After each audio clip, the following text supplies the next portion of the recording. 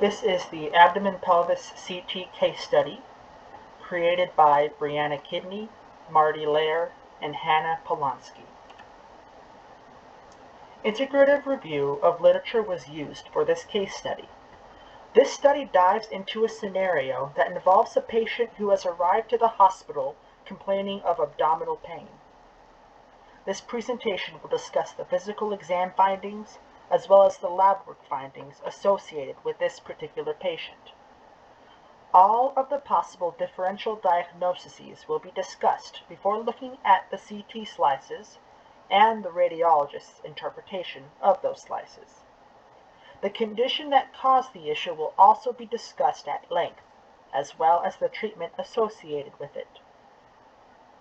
And all of the image modalities that could have been potentially performed on this patient will also be discussed, and we'll talk about why one modality was preferred over the other.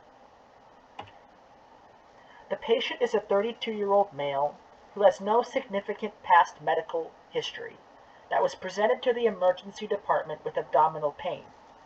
The patient states the pain started a few days ago around the right lower quadrant region of the abdomen. He now feels that the pain is spreading towards the mid-abdomen. Due to the heavy lifting required for his job, the patient fears he has a possible hernia that is causing the symptoms. He describes the pain as sharp in nature, and since the pain onset, states the pain has previously been improving until the pain acutely worsened, especially with movement. The patient is negative for anorexia, nausea, and vomiting. No testicular pain or swelling is present, and no urinary or bowel complaints, and no fevers or chills. No history of abdominal surgeries. The patient does smoke a half a pack of cigarettes a day and is a social drinker. The patient denies any recreational drug use and states there are no inherited medical conditions in his family. The patient's vital signs upon arrival to the emergency department are as follows: blood pressure 120/73, heart rate 60, resting respirations 18, temperature 96.1 degrees, and 98% oxygen saturation on room air. The patient's physical exam showed that he was alert and oriented with no apparent distress. His eyes, head, ear, nose, and throat exam showed that everything appeared normal. Cardiovascularly, there was a regular rate and rhythm, with no murmurs, rubs, or gallops heard. Pulmonary exam shows clear auscultation bilaterally. His abdominal exam showed moderate tenderness to palpation in the right lower quadrant without rebound. Bowel sounds were present throughout and a negative psoas and obturator sign. A positive psoas sign would be if there was pain on passive extension of the right thigh, and a positive obturator sign would be pain on passive internal rotation of the hip when the right knee is flexed. Genitalia examined in standing position with normal external exam. No masses felt with cough.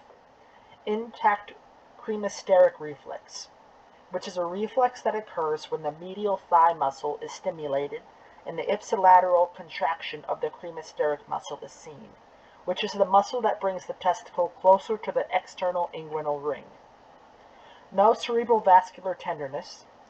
Neurological exam showed no focal defects and skin was warm, dry, and no rashes were present. The initial tests that were performed with this patient included a complete blood count, basal metabolic panel, lipase and liver function test, as well as a urinalysis. Lab work was unremarkable for acute abnormalities except for a mild leukocytosis of 12.4, which is a slightly increased white blood cell count. In a young and healthy adult male presenting with right lower quadrant abdominal pain, the differential diagnoses include appendicitis, typhlitis, which is inflammation of the cecum, epiplegic appendicitis, which is a rare inflammatory condition that affects the small fat-filled pouches on the colon and large intestine, perforated viscus, which is a catch-all term for a perforated hollow organ within the body, such as gallbladder or spleen, etc. Inflammatory bowel disease, diverticulitis, which is inflammation or infection of the pouches that forms in the colon, small bowel obstruction, testicular torsion, epididymitis, hernia, urinary tract infection, and pyelonephritis, which is inflammation of the kidney due to a bacterial infection. Extra-abdominal causes such as abdominal muscle strain or hernia and skin disorders such as herpes zoster, viral infection are less likely. To investigate the cause of the patient's abdominal pain, a CT scan with intravenous iodinated contrast was ordered. Contrast was needed in this study to help distinguish one tissue type from another. The reason why intravenous contrast was performed versus oral barium is because IV contrast in regards to abdominal CT studies improved the quality of the images by opacifying blood vessels, increasing the CT density of vascular abdominal organs, and improving image contrast between potential lesions and normal structures. Let's talk about the CT images that are of interest. Here is an axial slice that shows an area of interest to the radiologist that helped come up with the diagnosis. The area that is being pointed to by the yellow was interpreted by the radiologist as a blind ending, which means a cavity open at one end, as the blind end of a duct. What's interesting about this location is that it is not in the area that is normal. It's not a normal blind ending, such as the cecum or appendix. So if it's not a normal blind ending, what is it? Here are the coronal and sagittal slices showing different orientations of the area of interest. The inflamed appendage is emanating from the small bowel with incomplete superior wall and fluid layering in the deep pelvis. The radiologist's interpretation is that this is a perforated Meckel's diverticulum. What is a Meckel's diverticulum? A Meckel's diverticulum is a congenital outpouching or bulge in the lower part of the small intestine. The congenital abnormality is the result of abnormal embryonic separation of the ophthalmomesenteric duct and is composed of all three layers of the GI tract: mucosa, submucosa, and adventitia.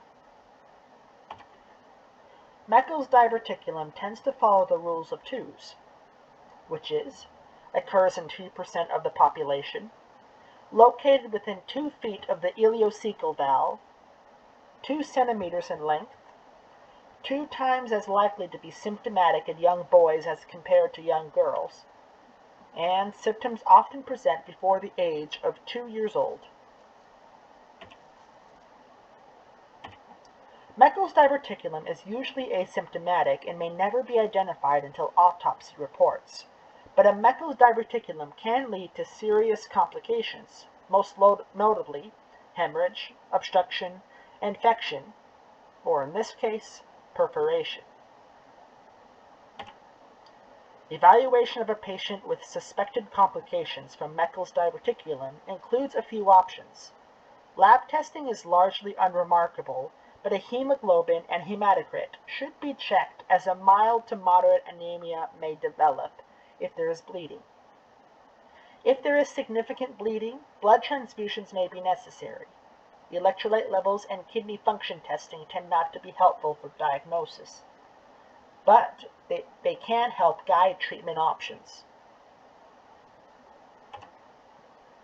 There are multiple imaging modalities that can evaluate for suspected Meckel's diverticulum. If a patient, especially a young child, presents with GI bleeding, a nuclear medicine Meckel's study with technetium-99m pertechnetate can be performed. If positive for Meckel's, the pertechnetate will be absorbed by the gastric mucosa and be detected by the gamma camera. This is the preferred scan due to the ease and accuracy. However, false negative tests do occur if the diverticulum is composed of other tissue other than gastric mucosa. Ultrasound can be helpful in the detection of Meckel's, especially if there is an obstruction present. And lastly, CT is the modality of choice if obstruction and/or perforation is expected due to a Meckel's diverticulum. And as mentioned before, this was the modality that was chosen for this particular case study. On this slide, you can see a positive Meckel's study in nuclear medicine, ultrasound, and CT. Odds are, if a patient is experiencing abdominal pain and the doctor is thinking that it could be a perforated Meckel's, a CT scan will be ordered versus all the other modalities already mentioned. In this case study, after the perforated Meckel's diverticulum was found on the CT images, a surgical consultation was initiated in the emergency department, and the patient was taken to the operating room for exploratory laparotomy, confirming the diagnosis of perforated Meckel's diverticulum. The subsequent pathology reports also noted the Meckel's diverticulum with gastric heterotopia, which is a condition in which the gastric mucosa is discovered outside of the stomach, which is consistent with perforation and serositis, which is inflammation of the serous membrane. Abdominal pain is an extremely common complaint in emergency departments, with a large differential ranging from very benign etiologies to life-threatening emergencies. Keeping a large differential can help the physician guide diagnosis and treatment options. Although relatively rare, serious complications can arise if someone with Meckel's diverticulum, and the definitive treatment is a surgical intervention to remove Meckel's and repair the intestine. Meckel's diverticulum is often an incidental finding, and if found during surgery, removal is typically up to the discretion of the surgeon. Surgeons have determined certain guidelines to drive their decision whether or not to remove the Meckel's or leave it alone. These guidelines include younger age, diverticulum length, presence of gastric mucosa, and male gender. If the Meckel's diverticulum is causing painless rectal bleeding, a technetium-99 scan may be appropriate for diagnosis. However, for patients that present with abdominal pain and physical exam concerning perforation, intestinal obstruction, or intra-abdominal abscess, a CT scan is more appropriate. After diagnosis, prompt surgical consultation and operative management is necessary.